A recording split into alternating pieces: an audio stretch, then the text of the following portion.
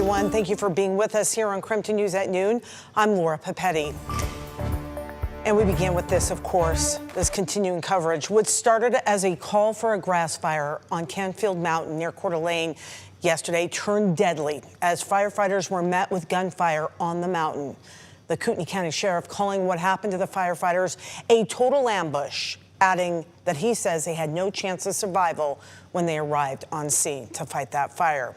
We do have some new information this afternoon about both the suspect and, of course, reaction going on to the ambush. So let's begin our team coverage this afternoon with Brandon T. Jones, who is live right now in Coeur d'Alene. Brandon. Yeah, hey there, Laura. Well, we've got three key updates we want to go ahead and share with you. The first one being 20-year-old Wes Rowley has been identified as the shooter. That's according to the Associated Press. 26 acres are actively burning at our last update from fire crews, and expecting to get updates throughout the day. That third note is a press conference is expected at 2 p.m. with the Kootenai County Sheriff's Office. So still a lot of details that haven't been released about what exactly took place here at Canfield Mountain, but expecting to learn more updates. Again, this all started roughly around 1:30 p.m. yesterday afternoon. That's when they got that initial call about a grass fire. They responded. This is the time of year where fire crews are always prepared for wildfires, coming out to do their job and serve their community. They were ambushed by a shooter. 2 firefighters lost their life. They were killed because of this shooter. And we do know that Kootenai County Sheriff Bob Norris described this shooting as a total ambush and saying the firefighters didn't have a chance. The 2 firefighters killed, one from the Coeur d'Alene Fire Department, one from Kootenai County Fire and Rescue, and another from Coeur d'Alene Fire is still in the hospital recovering after a surgery yesterday. Sheriff Norris says they were briefed to neutralize the suspect and to eliminate the threat. He also shared they were in contact with the White House and the FBI receiving information. Around 7:45, with the help of a cell phone signal, they located the suspect. Norris says they exchanged fire with the suspect, who was pronounced dead, and whether that was from a self-inflicted gunshot wound or a bullet from law enforcement, that has yet to be confirmed. We believe that there's a likelihood that when we are able to enter the scene again tomorrow without the threat of fire, that we'll find other weapons that were placed. So this was a total ambush. These firefighters did not have a chance. We did lose a Coeur d'Alene firefighter, and we did lose a firefighter from the Kootenai County Fire and Rescue. We have another firefighter that just came out of surgery from the Coeur d'Alene Police Department. I'm sorry, from the Coeur d'Alene Fire Department, right? Is that true? Okay. He just came out of surgery. He is fighting for his life, but he's in stable condition.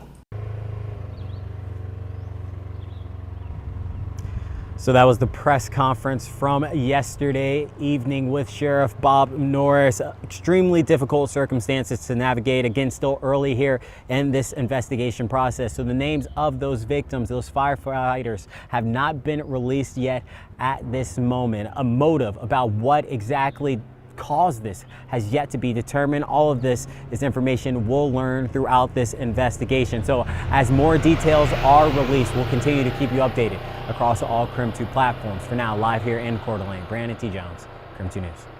And as Brandon says, we are continuing to learn more information, it seems, by the moment here. Our team coverage does continue now with Andres Gutierrez with CBS News. He is in Coeur d'Alene right now, and you were just talking with me a few moments ago. We are learning some more information about the shooter, the suspect in this case. Fill us in on some of that and what's been some of your impressions covering this so far.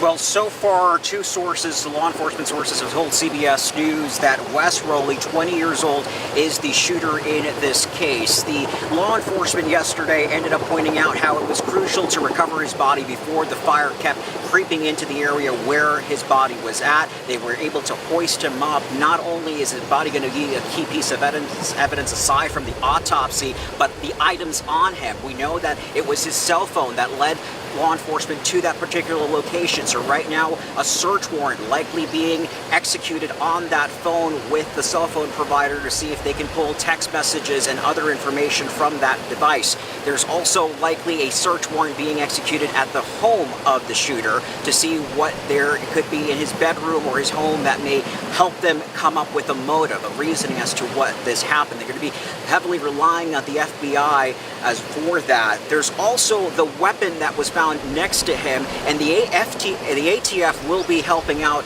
local law enforcement with that in looking up the serial number, running it against several databases, look where exactly he purchased this weapon. Was it bought legally or illegally?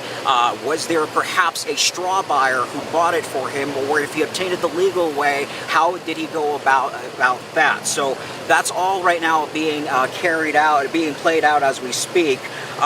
There is still no motive, but if they do find some type of ideology, it is very likely that the FBI could end up labeling this as a case of domestic terrorism, just like they did the other month in the case out in Palm Springs, the bombing of the fertility clinic, where we saw a manifesto that came about that case. So we're going to see if there's any writings that this particular individual, Mr. Rowley, left behind. So right now, this is all being carried out. Again, this 2 o'clock press conference may give us some insight to that, but we're also learning that there will be a second news conference at 4 o'clock, and that is where we will learn the name of the fallen firefighters.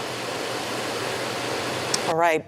Andres Gutierrez reporting for us today in Coeur d'Alene, and he did mention, several things, including a 2 p.m. press conference that we will be carrying here on KREM 2 and, of course, streaming it as well.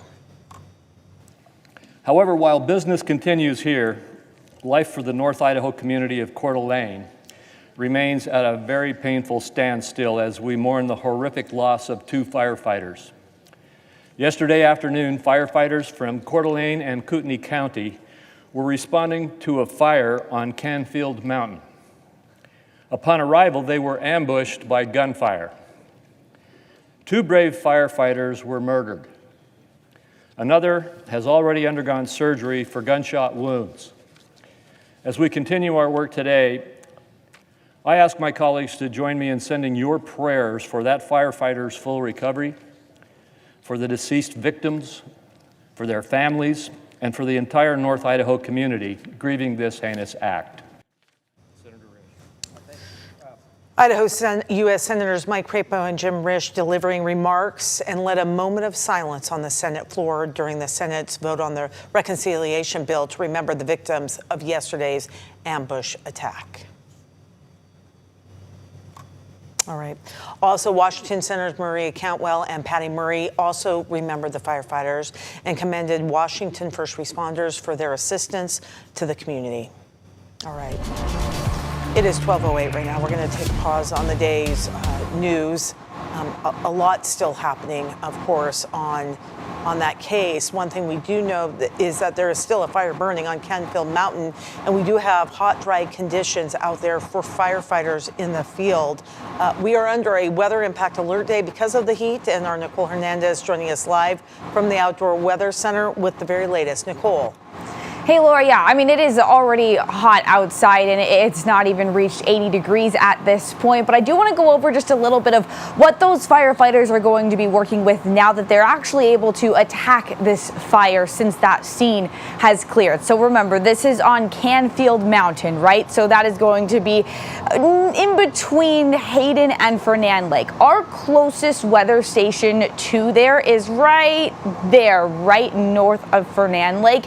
In the last 14 hours, since midnight, we have seen the max wind gust of 9 miles per hour coming out of that station. So as for the wind, it's really not going to be all that big of an issue today, specifically as they fight that fire. Again, that fire burning about 26 acres right now at last check from crews.